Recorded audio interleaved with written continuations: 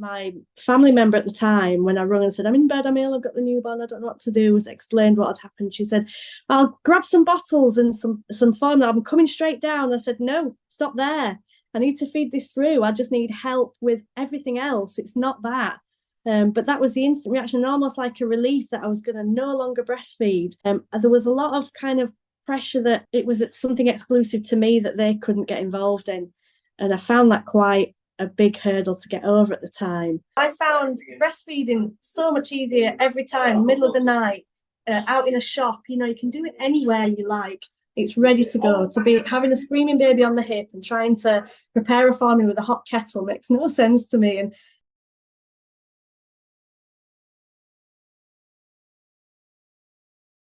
probably less than there is now. I don't think there was the sort of breastfeeding buddies, and you could literally access in the city now, as you know, you can access the breastfeeding support group every day of the week. You can pick the phone up in the morning. It's there. When I was a first time mum, they did have a breastfeeding support worker within the team who was fantastic. She knew every trick going, and I used her a lot. I really needed the help. But she worked a couple of mornings a week. Sometimes the medics will still be, actually, just give a bit of formula. Not even though they know what they're saying. It's like, I mean, I had a situation with the baby when we'd had him.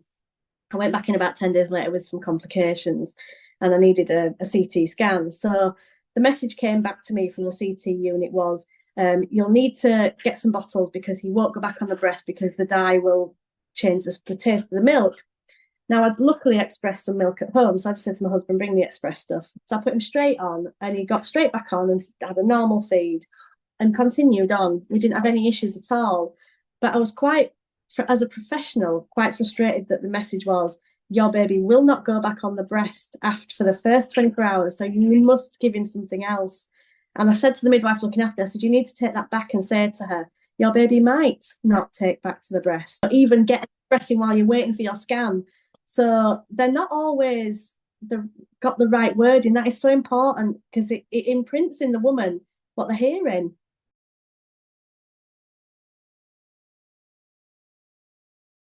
So I've had two home births.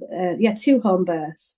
The 6-year-old went fine. He was £8 10, so it was a reasonable sized baby, but everything was fine because I was at home. With the second one that was born at home, he was 9-12. He got stuck. So with the manoeuvres and the care that they know to give, we got him out and he was okay. It took a bit of coming round, but he was okay. So this time we'd planned to go in, obviously on that basis. But even though I was term plus with this one, I still struggled with having the section. I still thought, as long as he's not as big as the last one, he'll be okay.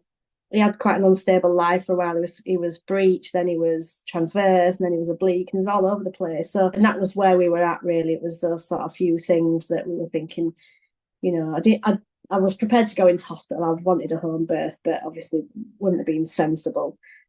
So opted to come in with him, but I'm just not sure the section was the right decision. And he's 4.5 months now, and I'm still questioning that. So I think what I've got to sit with is knowing at the time it felt right, and he was there and he was safe. So that's the best outcome. But still, who knows? In a parallel world.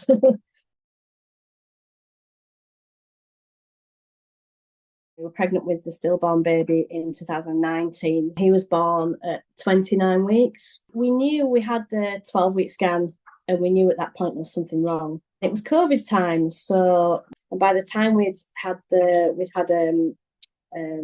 CVS and we'd had some blood work, it was probably, I don't know, it must have been about 18, 19 weeks. When we got the results in the scan, it had a condition called hydrops, which, whether you know or not, is basically like an overload of water and they don't develop properly.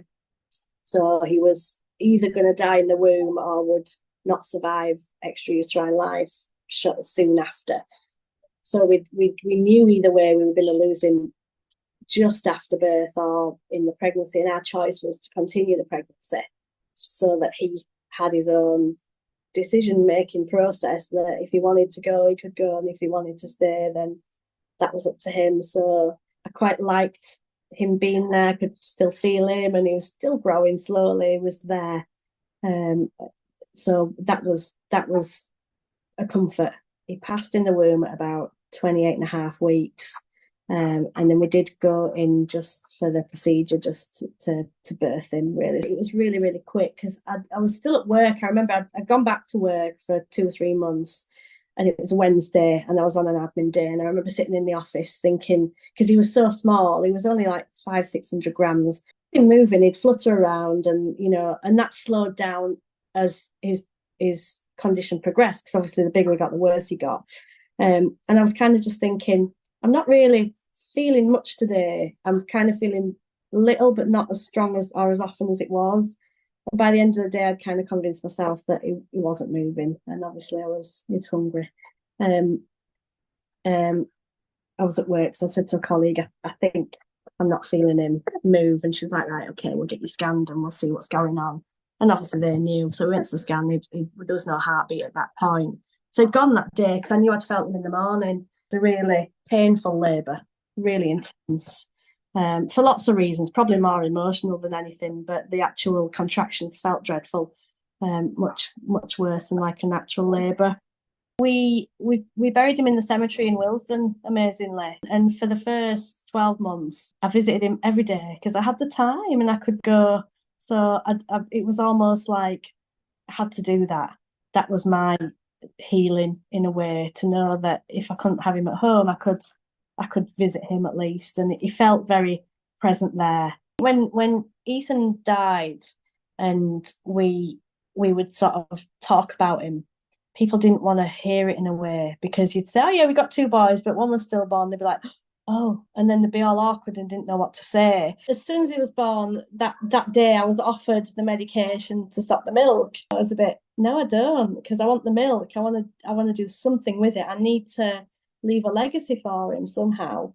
So I'd made the inquiries about setting up how to kind of go about it, and there was a bit to do. There was blood tests and whatever else. Again, I committed to that every day. I expressed just once a day, but I did it every day. Probably missed half a dozen days, maybe, that I don't remember about. But to factor in, the kids and the school run, and then the walk to the cemetery, and then to express the milk, took the day up. I did it for 12 months. Yeah, which was as long as they'd let me. They won't accept milk after 12 months. So it was like, you have to stop now. Sonny was still feeding at that point. Sonny fed till he was about 2.5. So did Otis. So I was still feeding him, but I was taking the chance in the day to take off what I could. But I was getting probably anything between 60 and 120 mils. So it was worth the feed. It wasn't like there wasn't anything to get. And so yeah, it was a sense of achievement as well.